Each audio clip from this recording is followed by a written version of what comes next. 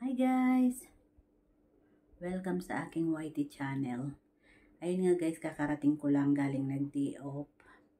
Ngayon ay araw ng linggo, September 17. So kakarating ko lang ngayon sa bahay ni Amo at diretso agad ako sa aking room at nagpapahinga-hinga ako saglit bago magpalit ng pantulog. So itong kasama ko today, hindi siya day off kanina kasi twice a month lang siya nagdi-day off. Second and fourth Sunday ang off niya yan. So napalaban siya today. Napalaban siya kasi dito daw nag-lunch ang amo ko. Tapos dito rin nag-dinner. Pero meron ako dating linuto. Bago ako mag-day off niyan, Saturday pa lang, pinaglulutuan ko sila ng mga 2 putahe. At yun ang sinasabi ko sa kanya na ipakain niya sa amo ko kasi sa mga hindi ka pa nakakaalam ay matagal na ako sa amo ko. So binibilinan ako ng amo ko na bago ka mag-day off,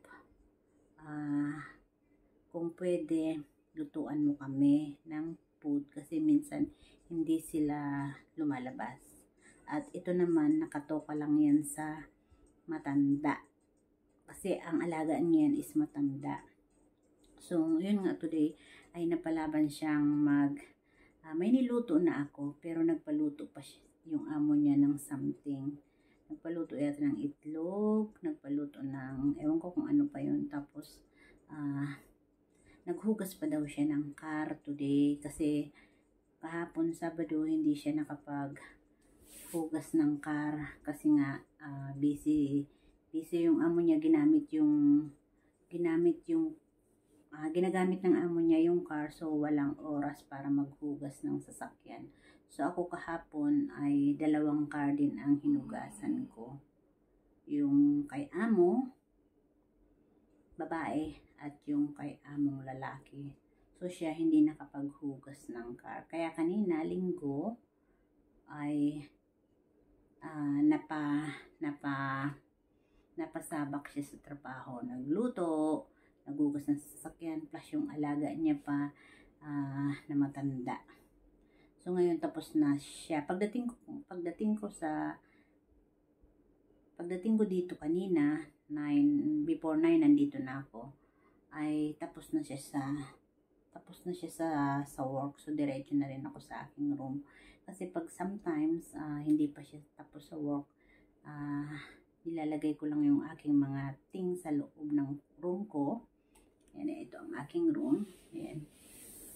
Nilalagay ko lang yung aking mga things sa room ko, and then tinutulungan ko siya.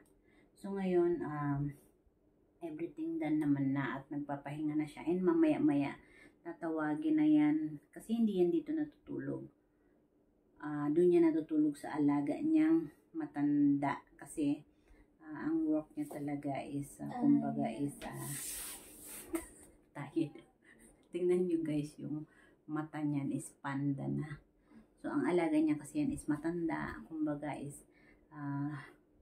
caregiver siya. Pero pag yung matanda naman ay behave, tinutulungan niya rin ako sa gawaing bahay kasi ang amo niya at ang amo ko ay magkapatid. So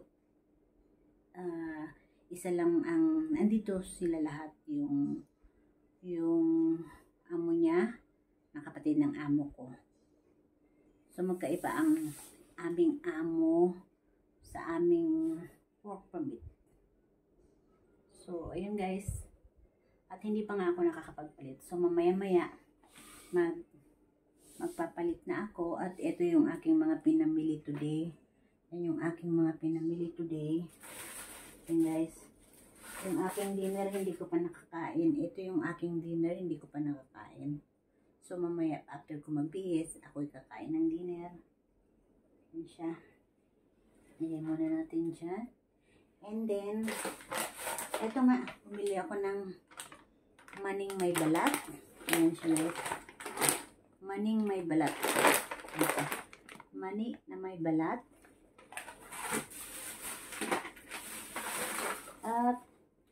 maning walang balat. So, yan ang aking binili kanina. Tapos may fruits pa. Inagay ko na doon sa rep kanina. So, yun lang guys. At ako'y magbibihis na. Update lang ako. Para meron na naman tayong i-upload. And then, wala na tong edit-edit pa. Dahil wala tayong oras mag-edit. And salamat sa panonood at always support nyo guys. Bye! At baka naririnig na rin ako ni Amo nagdadakdak dito. So, bye na guys!